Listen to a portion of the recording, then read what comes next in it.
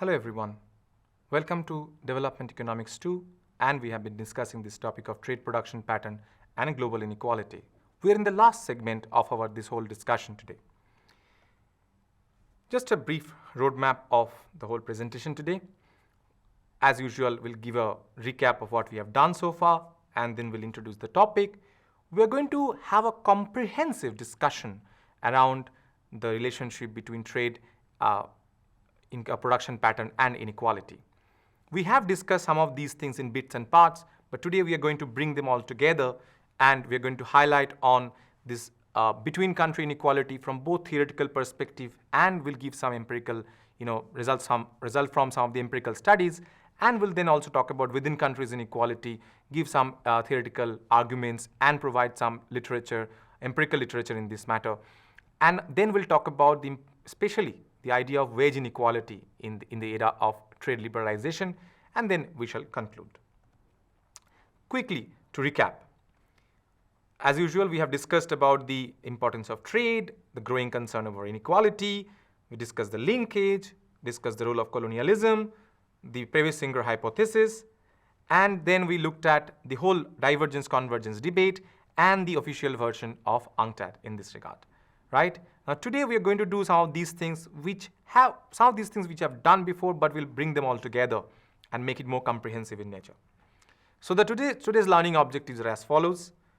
As I discussed, it's the comprehensive understanding of trade and inter and intra-country inequality, and there we shall focus on, in one hand, theoretical arguments, on the other hand, empirical findings. Now this is based on more of research as we have today, the existing literature. Okay, now the rising within country inequality are in terms of wages, wage premium, asset, various things. Now this is the case for the last 3 to 4 decades. This is exactly what has happened both in the developed and developing part of the world. Now one possible explanation of this has been that the inequality has been increasing because of increasing globalization. The trade between the developed part of the world and the developing part of the world that actually has increased over these last 3 to 4 decades.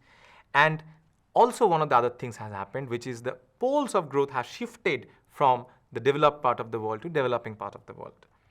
Now these parallel developments have actually led to some of these speculations that, okay, maybe through this world trade, integration into the world trade, through the progress of globalization, because of that actually, the inequality and polarization within countries is actually rising. Now, as I said, we'll discuss both the sides of it today together, between countries and within countries. What are the alternative theoretical perspectives in this regard? One argument says all is not well with international free trade. Okay, it actually boils down to the idea we discussed, the whole Previs-Singer hypothesis. Remember that there is an exploitation of developing countries by the developed countries because the production pattern itself, recall, the topic is itself trade, production pattern, and inequality. The production pattern itself could be such where the developing countries lose out in the process as they get into trade with the developed countries. Why? Because the Previs-Singer hypothesis argues that the developing countries produce more of the primary goods and they export those things, whereas the developed countries produce the final or industrialized good and they export those things, and the terms of trade kind of goes against the developing countries, which are the periphery countries as opposed to the core countries. Now, the worsening terms of trade is the major source that the Previs-Singer hypothesis identify major source of increasing divergence the moment they get into trade. Okay. On the other hand, the other theoretical stand is that all is well with international trade. Why? Because of course, trade is like an engine of growth. Okay. Now, it's like if it's an engine of growth, it will help to reduce the income gap between the developed and developing countries. Through expansion of exports, what happened? You earn foreign exchange, which you can then use to import intermediate goods, capital goods, technology, and other things. Now that will in turn help economic growth. And of course, export expansion leads to a situation where let's say the domestic firms are now producing a lot more, so they will enjoy economies of scale, and it will help improve poverty, which will in turn help growth. Now, a question for you. What are the alternative perspectives regarding the relationship between trade and convergence among different countries?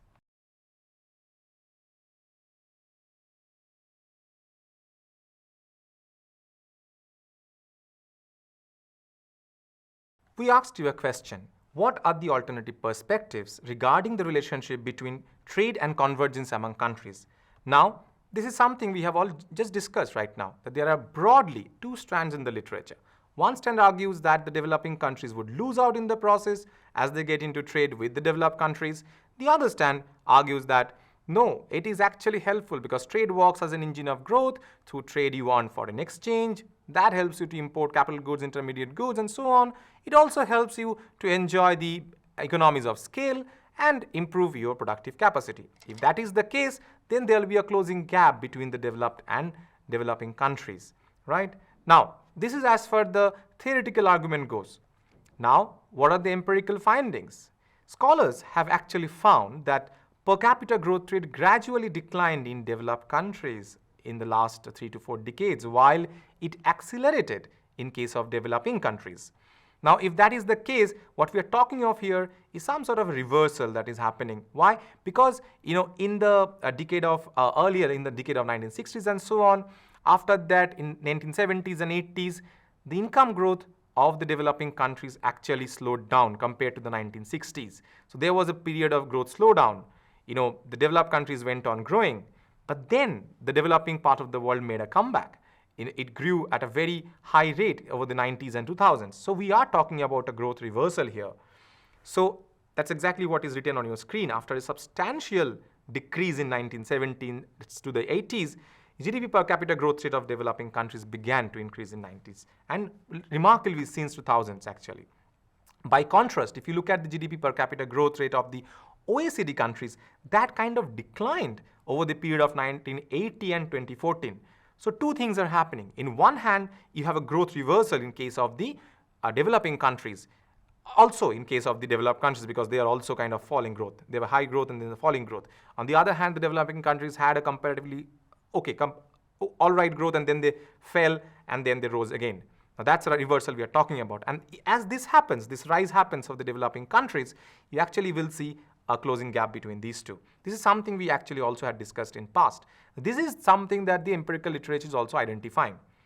As you can see on your screen here, let's look at these bar diagrams. On the as the height shows that the y-axis measured the growth rate, it shows that the developing countries' growth rate fell over the period of 1980 to the 1990, that decade. And then it rose again, and then it rose further. Look at the blue bar. And compare it with the maroon bar here. It's kind of falling. That's the OECD countries here. So this confirms the growth reversal and the kind of convergence we are talking about. Okay, what you see on your screen right now is the trade to GDP ratio. Now look at this interesting graph. The trade to GDP ratio is rising for both developing and developed countries. But what is happening here?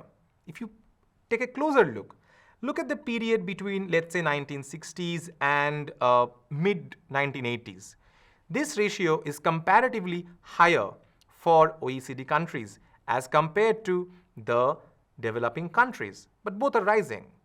But then, since the mid to late 80s, the developing countries ratio, that line actually takes over. So it crosses. So which implies after that period, the developing countries become more trade oriented. In their case, the relative importance of trade actually is much higher comparatively higher as compared to the OECD countries. Now, if you just correlate these factors, remember the growth reversal we talked about after 90s, what happened?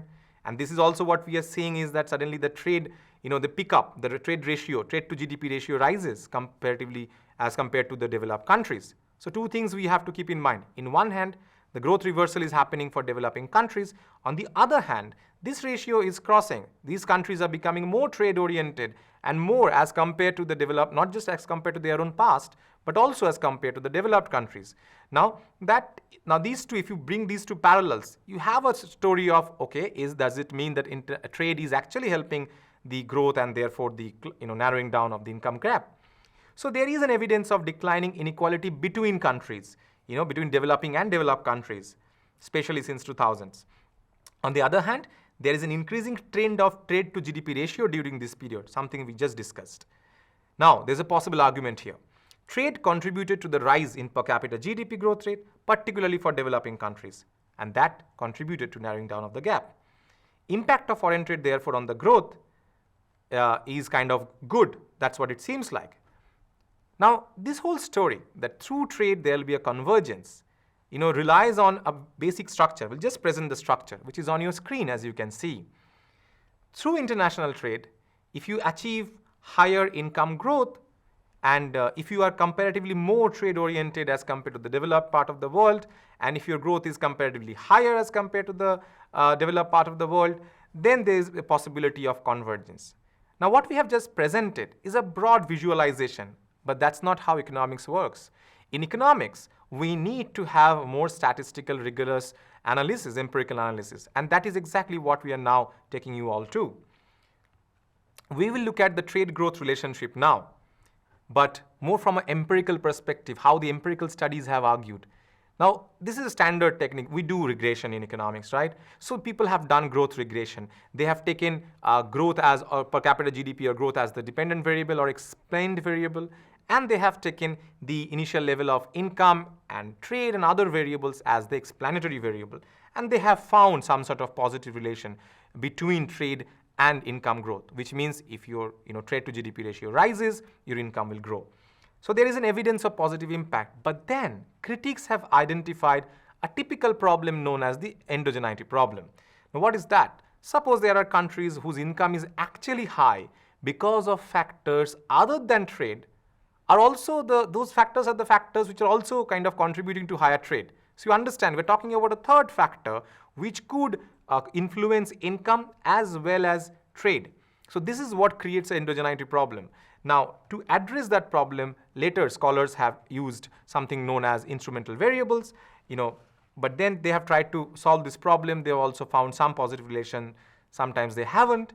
What are the critics arguing till then? Even then, they are saying, look, it's very difficult to establish a uniform kind of picture here that, okay, trade will always lead to higher growth and so on. Why? Because A, there is geographical differences among countries, okay, that you can't take care of, that you can't get rid of. Then the institutions also matter. The institutions are very different from countries to countries.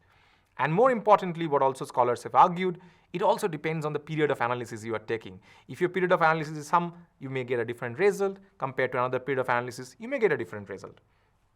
Therefore, you have a lack of robust finding, a definite finding that trade will lead to higher growth.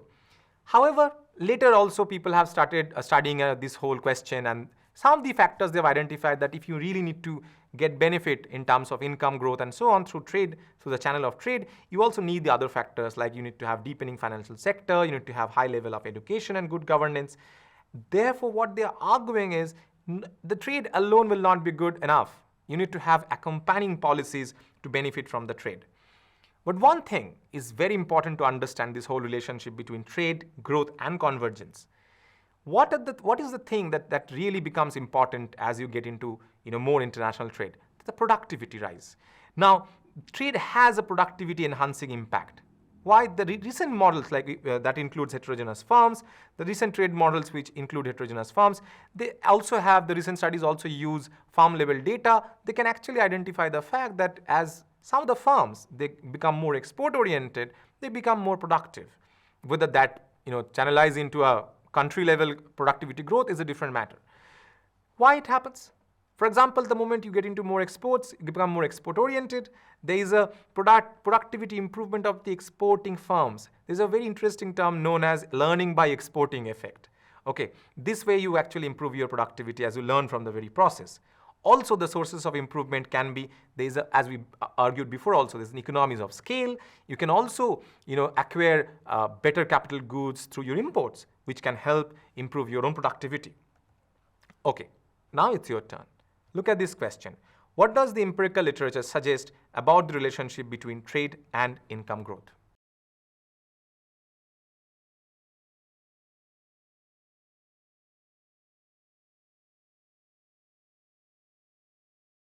Okay, so we asked you a question. What does the empirical literature suggest about the relationship between trade and income growth?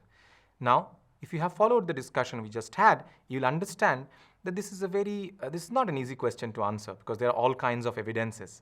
And this is where we would encourage you to delve into the existing literature, You can go to Google Scholar and just type this question, and you can also, that's like empirical findings around growth and trade relationship, etc. You'll get ample amount of literature. But we have discussed some of them, which actually shows that the matter is complex. There are both kinds of relationship, but there's no definitive relationship. That is very clear. Okay, so much so for the between countries inequality. As we said, we'll bring it all together today. Now we are moving on to the within countries inequality. We will first talk about the theoretical linkage between within country with respect to within country inequality, and then we also give some empirical support there. Now, many studies have actually found that within country inequality increase in both developed and developing countries. So what is it? What are the theoretical arguments around it? And as just we had in case of between countries, what does the literature, empirical literature, suggest here? On your screen, you see a graph of various countries, mostly Asian countries, right? That we are plotting the years on the x-axis, the horizontal axis, and we're plotting both the trade ratio and also this inequality. What we have here is, as the trade ratio rises, right, as trade becomes more and more for these countries, what happens with respect to inequality? You need to understand that why don't we have a line plot in case of inequality? Because these are all based on surveys that are conducted at the country level, which are not every year.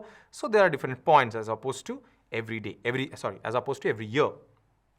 So what we see, let's focus on China, for example, the PRC.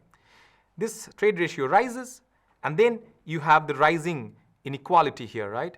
As you can clearly see, there's a rising inequality here. On your screen, you can see that. But if you look at a country like Vietnam, for example, there's a rising trade, but then the inequality is not really going up. So just this two example shows that there can all kinds of possibilities we are talking about here, right? But I want you to take a closer look at this and make your own observations, because that is exactly where you will also learn how to read a graph and so on. So what are the theoretical arguments here? There are some standard traditional theories of trade, right? Heckscher-Ohlin model is of course one of them. Now, from Heckscher-Ohlin model became, Stolper-Samuelson theorem was developed. What is the main argument of Stolper-Samuelson theorem? According to the Stolper-Samuelson theorem, trade liberalization leads to an increase in the price of the abundant factor relative to the price of the scarce factors, because it expands production and exports of abundant factor intensive products, and it reduces the production of scarce factor intensive products as a result of an increase in imports of scarce factor intensive products. What does it mean? Think of a country which is rich in terms of skilled labor, okay, and it has unskilled labor is scarce. In that country, following HO model, remember the HO model suggests that the country will produce and export that particular commodity or those products which use its own abundant factor intensively. So if a country is skill rich, it will focus on producing skill intensive products and they will export those. Now as that happens, the demand for the skilled labor in skill rich country will go up. Just the opposite will happen in case of the developing countries, which is relatively skill poor. So what do they have? They have relatively more unskilled workers. So in case of the developing countries, they will tend to produce more of those commodities which uses unskilled labor intensively. As a result, in developing countries, the demand for unskilled labor should go up, the income of unskilled labor should go up vis-a-vis the income of skilled labor. That is the theoretical implication that one draws from the Stolper-Samuelson theorem. But if you look at the empirical literature, then we'll understand what is happening here. The whole empirical literature has two basic patterns. One, there are country level study, and there are cross-country study. The country level studies are like you take a particular country or two countries and focus on those countries or particular one country and then understand what has happened over the years.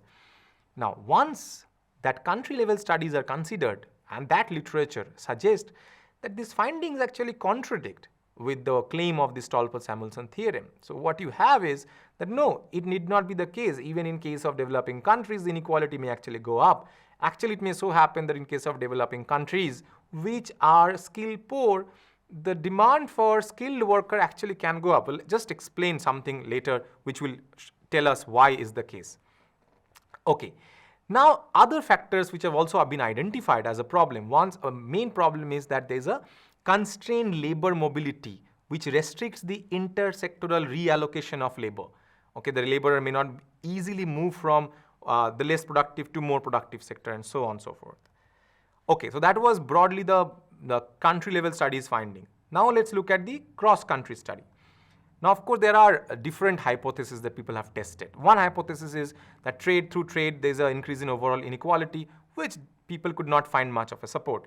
Now, there's another hypothesis which there's an increase in inequality in developed countries.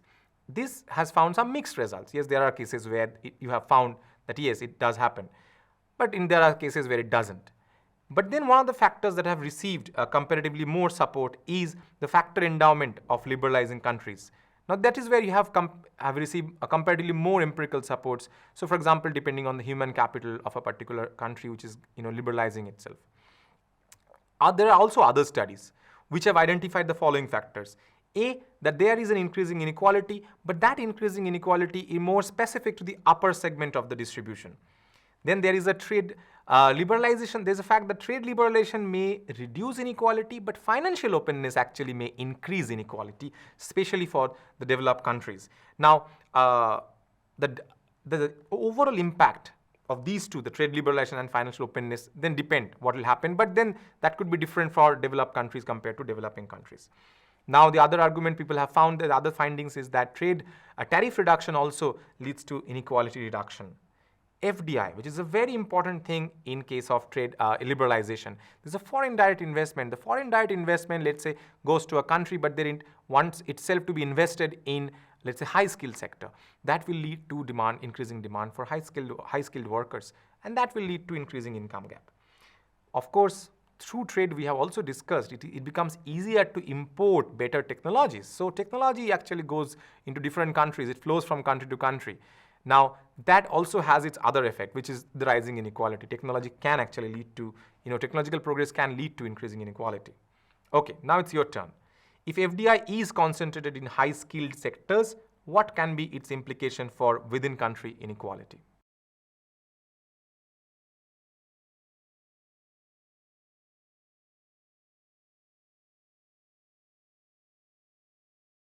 On the question of what happens if FDI is concentrated in high-skilled sector, what would be the implications for inequality? As you can guess that there's a very high chance that it would lead to higher inequality. Now, to understand the whole within countries inequality, income inequality, the whole problem actually lies in the problem of wage inequality. What happens with wage inequality? That is the main source of the rising income inequality, right? So we take a closer look at the question of trade and wage inequality. Now, there's a possibility of increasing wage gap. There are theoretical explanations from HO model, the Hexter-Ohlin model itself. Explanation number one. Now, if we include natural resources, and if natural resources complement skilled labor, okay, then what would happen? HO model would predict that there will be an increase in wage gap between the skilled and unskilled workers. The second explanation is that generally the unskilled labor-intensive sectors tend to be comparatively more tariff protected for various socio-political reasons. Now, in the process of liberalization, if the tariff cut is very high, for example, for the large tariff cut for these kinds of sectors, then there will be a really problem. The demand for the unskilled workers will rapidly decline, which would lead to wage inequality. Now, there is a third explanation that can be derived from the HO model itself, that there is a shift of the comparative advantage pattern with the emergence of the developing countries. Let's say countries like India, China emerges in the global trade. Now, they have comparatively more, comparative advantage in unskilled labor-oriented works. Now, as that happens, the developed countries will then have to realign their own, comparative advantage, which would automatically also will happen as relatively more unskilled works come from the developing countries. Their other comparative advantage of the developed countries will also be realigned in favor of the high-skilled oriented works, right? High-skilled oriented works. As that happens, there will be a problem of rising inequality in developed countries. Now, there are alternative explanations as well. This is a very interesting thing, this idea of outsourcing, which had come before as well. Think of a country, developed country, which now has an option that they can shift some of the tasks to the developing countries. Now they can break down a particular whole task into different subtasks. And they can think of that as they are a skill-rich country, they can take the least skill-oriented works and they can send off those works to the developing countries. Now, a work which is considered not so skill-oriented in a skill-rich country may be considered as very highly requiring work in developing country. Now understand what is happening here. In the developing country, this work is considered as a high skill work. Now there will be an increasing demand for skilled workers in developing countries. But now what has happened in the developed countries? They have offshored some of the relatively unskilled work to developed countries. Now what they are actually left with is more of skilled work. In their countries as well, therefore, the demand for skilled labor will go up. So in both kinds of countries, the demand for skilled labor rises. As that happens, of course, there will be an increasing wage gap between the skilled labor versus the unskilled labor. Now, there is a skill-based technological change. Trade openness will always mediate, more of this technology in, better technologies in developing countries. That would require employment of more skilled workers. The demand for skilled workers, therefore, will increase, and so will the wage inequality. By the way, even import can affect inequality. Let's look at how. The imports imply there's a higher competition, right? Now that creates a lot of incentives for the domestic firm to get into more and more research and development kind of work. Now this is like a defensive innovation that people have called it, defensive innovation. So they have to defend themselves. So they have to innovate more. As they have to innovate more, they need more skilled labor to get into more high research and development, right?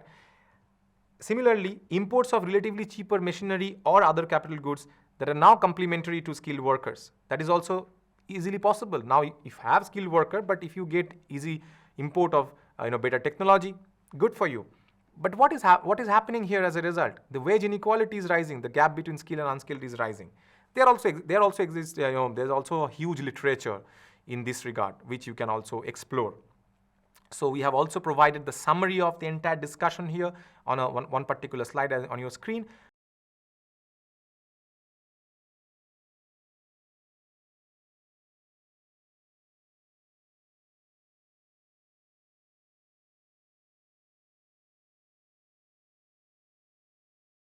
We now move on to the conclusion of the whole discussion. So we have discussed the relationship between trade production pattern and inequality. At best, it's a complex link. Now we have discussed the colonial versus post-colonial period. We've also identified the difference between core and periphery, what could happen, whether there's a divergence, there's a convergence. And we have looked at the whole global inequality through the prism of between countries and within countries inequality. And there's a large body of literature filled with all kinds of conflicting results, by the way, both theoretical and empirical. So theoretical arguments are also not all at par with everyone. There's conflict between theoretical arguments. There's also conflict between the empirical findings in the literature. One thing is very clear. If you leave things to free trade, it is not going to resolve the problem of inequality. It may actually increase it. There's a lot of scope for policy intervention, therefore. Thank you.